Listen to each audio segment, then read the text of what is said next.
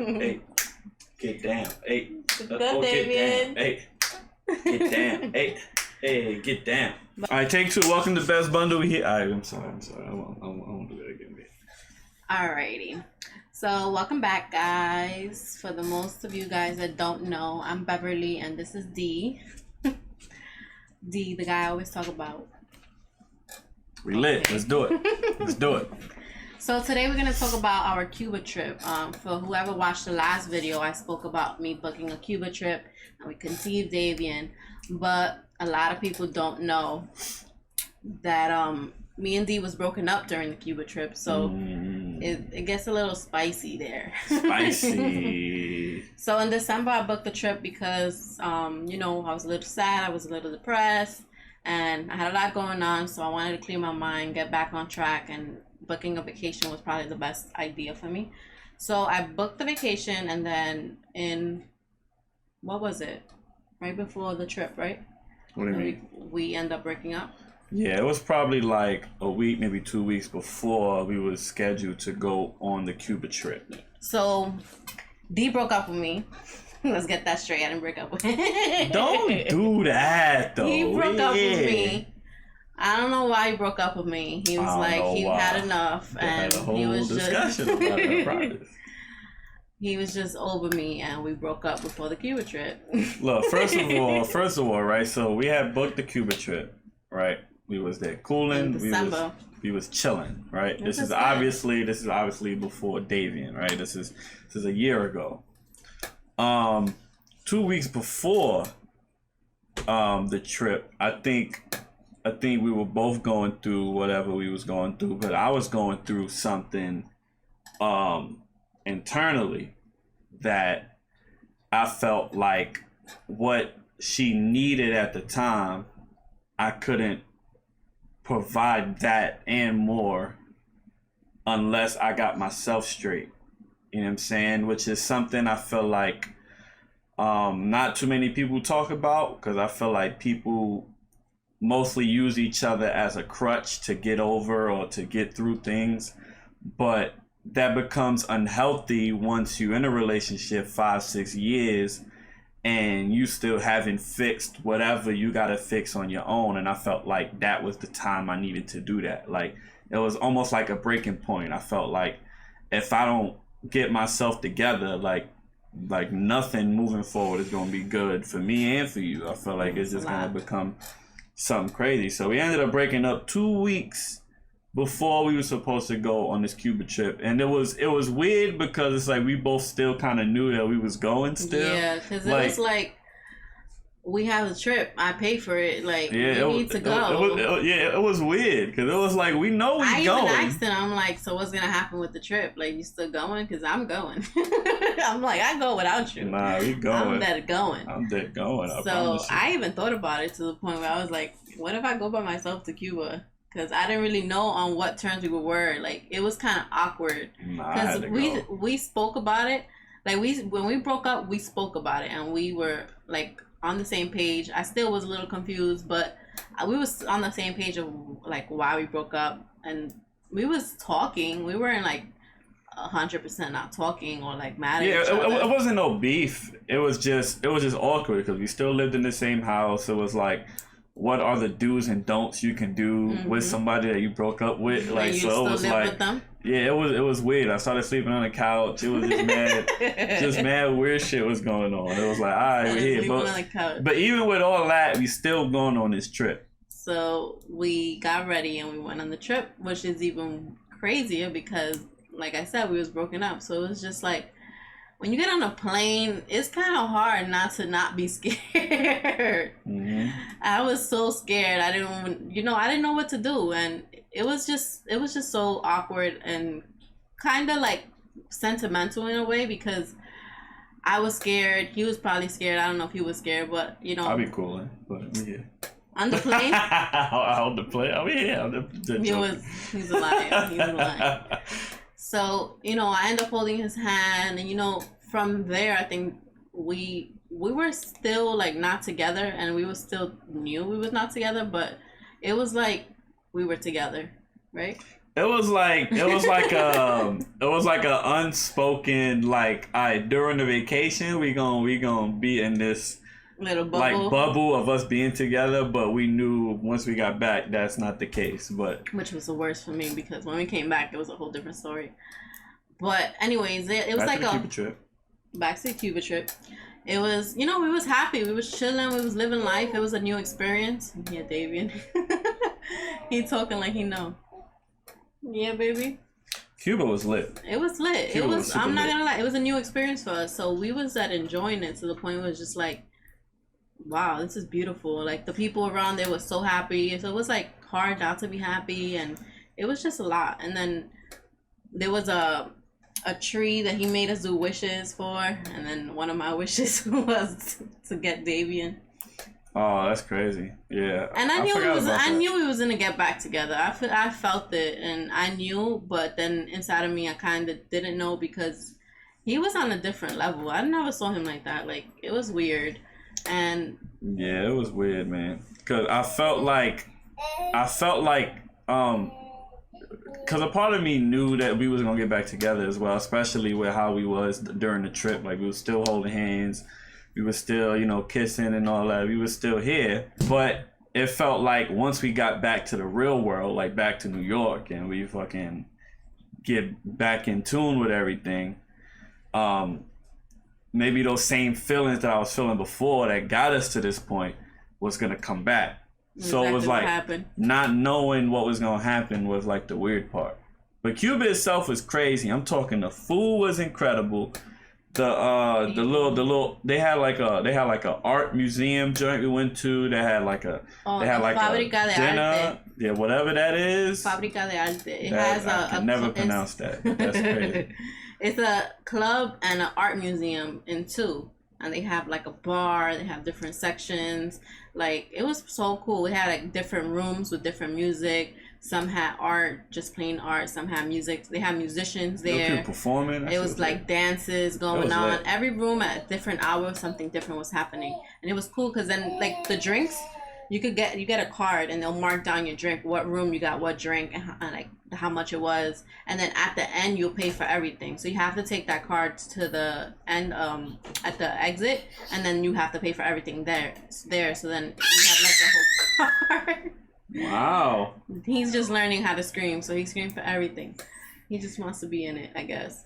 But yeah, so it was mad cool. And then like they had a restaurant right next door, so we went out dining in the restaurant. You could see the museum right next to it. Mm-hmm. Let me grab Davian. He's Chulo. Say hi to Davian. Hey Chulo. The mister of it all. This is how he came. So yeah, we went to the beach out there. It wasn't like a hot day, but it was nice. And what else we did? We went sightseeing. Yeah, sightseeing. We had one of the best tour guides ever. Yeah. Shout out to my guy Smith. I don't remember his first name. His name was Raidi. Raidi? Yeah, it's on Facebook. He added us on Facebook. Yeah, he was mad cool. He was mad cool. Like, he was younger than us, which is crazy. He was like 21, 22. Yeah, he was younger than us, but he knew Cuba like the back of his hand. He was showing us like the low key spots, not even like the crazy tourist spots. He was just showing us. He showed us spots. Like all the sightseeing spots, but then he showed us like low key spots like in between the crevice. He took us to this bar where we tried our first cigar. It was really cool, and then it was lit. He like became our friend. It was so dope, right, babe? Yeah, and it's crazy too because I feel like even with the Airbnb, that was a plus. We wasn't necessarily in a tourist location. I feel like we was low key in like the slums a little bit, but it was dope though because we was still walking around at night. Everybody was like happy over there. We walked in the middle like of nowhere. We was chilling, going to a restaurant down the block. And just random like little spots, random spots. Everybody's just chilling. Nobody looked at us weird because we outsiders. We look different from them, and it's a very poor area. So of course we stand out. And nobody even bothered us. Everybody was chilling. The food was amazing. Listen, we gotta emphasize on the MVP of the trip. the food. Okay, the food. First of all, even not though it only messed up my stomach a little bit because of the water. They put water in it. Yeah, messed probably. up my stomach. Yeah, but scratch all that. It was all worth that little. It was stomach worth pain. it. It was really, really worth it. Listen, not only was it mad good, but it was mad cheap. Yeah. I'm talking about $5, right? For a plate. For a plate, I think bro. I got a picture of it. Like a plate.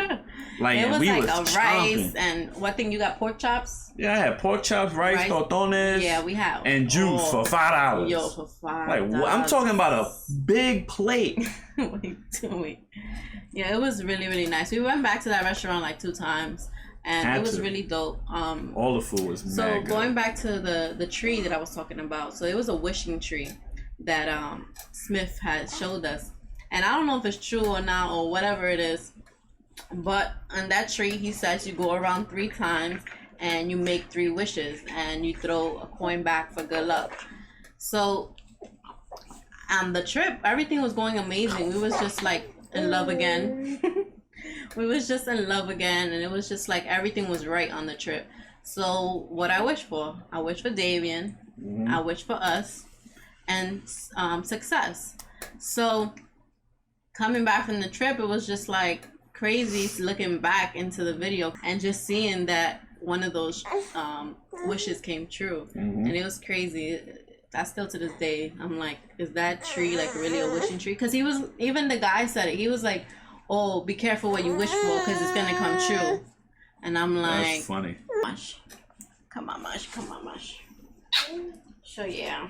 So coming back was the hard part of it all, because coming back I'm like, somebody doesn't like this part of the story. So yeah, so coming back on the airplane, I was scared again, but this time I was upset. You remember? I think so. I was asking him because at that point it's just like we're coming back to reality, and I don't know if we was gonna still be the way we were in Cuba or if we weren't gonna be the same way. So automatically from the plane ride, I asked him, and I'm like, "So what are we like?"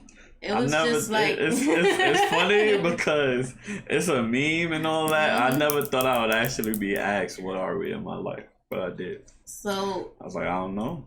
He didn't know. He was just still on the same like wave of him not knowing and him not. I don't know how to explain it. He didn't want to get back together, so I was automatically upset because at this point it's just like it's like you used me on the trip, kind of. Alright, we're here. We was this happy couple, and then all of a sudden back to real life, and it's just like everything just shattered all over again. So I was just sad. I was mad. I was telling him off because I don't know. I didn't feel used, but it's just messed up that we went from being so perfect to going back to, not being perfect.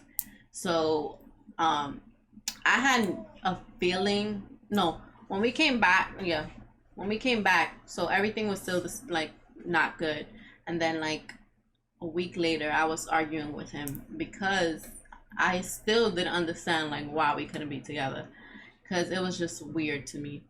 So we was just in this awkward stage where we was just not speaking to each other after we came back from Cuba. So I was upset. Yeah, she was super tight. I was tight. She was super tight. Like the first time was different because it wasn't beef. It was like, all right, we here. But then when we got back from Cuba, Cuba was so fire and so lit that she was tight when the reality part started kicking back in and all that. Yeah. And again, I didn't know what I wanted in terms of like not just us being together, but in terms of like what I can do for the happiness that I've been seeking. You know what I'm saying? So it was a tough period. She wasn't trying to hit nothing. She was just on some why can't we work it out? Like we could work on it like together, like he said in the beginning, like we could work on this. And it's something that I thought it wasn't a big deal. Like I understood that he wasn't happy, and I understood that I wasn't happy in a way, but I still felt like we can work on it. We were together for what, 5 years at that time? Mm-hmm. We have made 5 years at that time we made. So I was just like, okay, like what the hell?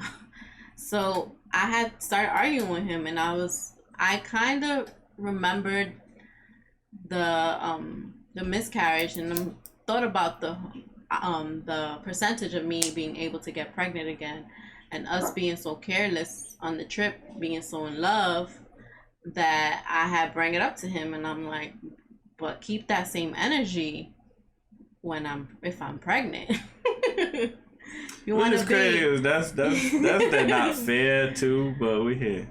It wasn't fair, but I felt like you was treating me like so cold, like it was just like a brush off the shoulder, like, and I was just like, all right, so if I am pregnant, don't think that we're gonna get back together and be a happy, lovey-dovey couple, because that's not how it works. And if we can't work through it now, then we can't work through it at all. And that same day you came home, right, and you started talking to me. Yeah, I mean, like, the thing that she didn't understand at the time was that I never not wanted to be with her. Like, of course, like, she's my life partner to me. Like, she's the person that's gonna be, like, she's the one. You know what I'm saying? But it was a moment of don't do that. It was a moment of transparency, of feeling like I had to be completely honest in terms of my happiness, and if we was ever gonna move forward, I had to figure something out. And like, even if we do work on it together, then that still kind of defeated the purpose of like me doing it on my own, or her doing it on her own, whatever she had to do to make her happy. So it was tough. It wasn't easy, you know what I'm saying? And even with the cold shoulder stuff, like, it wasn't to be a a-hole. It was because I knew if I gave in, and that was it. And it defeated the purpose of what I was trying to do. I was trying to figure out how to do this on my own, so that when we got back together, or if we got back together, we would be stronger than before. You know what I'm saying? Because now we not leaning on each other to, you know, to be happy. We did it by ourselves, and we came together as just happy people. Like, you know what I'm saying? So that's what I was trying to do. So that's why the cold shoulder and all that stuff was happening. But yeah, that same day, yeah, I was at work. I was stressed out. That's when I was working at Costco, so I was already stressed out. But that day I couldn't do nothing right. I came home and we had a conversation. He sat me down, and I didn't want to have the conversation because I was just like through with it. I already knew where he stood. Now this is already like a week, maybe 2 weeks after the Cuba trip. Yeah, like, this was going on. Like, so yeah, he came back and he started like talking to me, and we started talking about the whole situation of being pregnant. Like, I had missed my period. I think that was around 1 to 2 days when my period was supposed to come, and I missed it. And I was still waiting for it, but it never came. And during the time of us having that sit down and, you know, him talking to me, that's when we started to work on things and started to fix things, because we had that on our shoulders. Like, I could be pregnant and we're not together, and we're fighting, and we're on different pages. So we talked about it, and we wasn't 100% in the beginning, but we worked on it, and we tried to make it work because of the whole situation. I think a week later after that, that's when I took the pregnancy test. Mm-hmm. Right? And it worked out. We worked on it. So us finding out that we were pregnant, I think, was the icing on the cake, and like, it just made us forget everything. And it was a whole different story at that point, because it was just like, forget the whole unhappiness. We have a bundle of joy coming in, and it was something totally different from there. And even then, I felt like when we found out, you know, when the pregnancy test came back positive, we were still a little unsure because of the miscarriage thing. So we were still kind of like a little bit like on the fence. Like, it wasn't like an off rip, like, oh, we're here. It was, since we've been through this already, we was like, all right, let's kind of, you know, be cool. But once like things started to fall in line and things was like, nah, you really pregnant. Like this is dead happening. That's when the joy started. Like, oh snap, we in this. All right, we here then. Let's do it. Now we have this bundle of joy. Davian. Who's teething.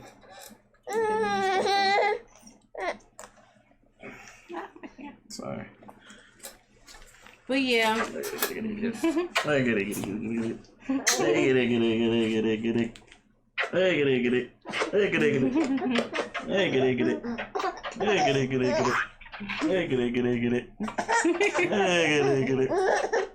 So, like I said, everything's not perfect and we're gonna fight. It was a lot to take in during the time that it happened, and you know, I was complaining and I was, you know, stomping my feet and I was upset like that. But I'm happy now to be with my life partner, my little baby, and he's my pride and joy at this point. He's a part of it. Scratching up everything. Davian. So yeah, so nothing's perfect. And what you gotta say? I just want to say that through all of that, we can't forget how lit the Cuba trip was. Like, for real. It was lit. Yeah, it was lit. Even the uncertainty made it lit. Like, us not knowing what we were made it kind of lit. Because we was just living, like, it was just like the beginning all over again. Yeah, just for real. That's true. Just living life and just experimenting so much new things and then seeing things, and you didn't understand half the things it was saying. Not at all. Thank God for the tour guide, because he was the only English dude I really hung on to. The lady, what's her name? Ada from the Airbnb spoke English. Oh, yeah, she did. She spoke English. She spoke to both of us. But they were so nice over there. People were so happy. And they were poor, which was even, like, hard to imagine. So coming back from that trip, I was a whole different person. Even through the breakup, and coming on the trip, I was a whole different person. I was working on myself and making myself brand new. And what happened was I got to the level, and that's why I didn't understand that I was in a happy place with myself, but the relationship wasn't in a happy place. So it was like vice versa. Everything flipped back the other way around. So I was getting back to myself. I refreshed myself. My mindset was different. I was happy coming back because I had experienced such a beautiful, island and people, and, seeing people being so poor and having nothing and being happy from where they come from. That I came back like a different person. I came back with a different point of view of like life and so much things, like on a different kind of level of happiness to that point. And to have somebody not on the same level as me made me upset and made me realize, like, I don't even know what I realized, because at that point it was just like I was happy but I was unhappy. But I kept working on myself, and that's what made me happy at the moment of the whole breakup. I was working on myself, becoming a better person and trying to better myself. And I think that's what got me pregnant, because I was happy at that point. I was focused at that point. I was just overall looking at things with a different view to life and, going forward. But, things happen. Life happens. And I just hope you guys like, comment, and subscribe, because this is my little bundle of joy. And we're going to be happy, but we're going to have our ups and downs too. So, like, comment, and subscribe.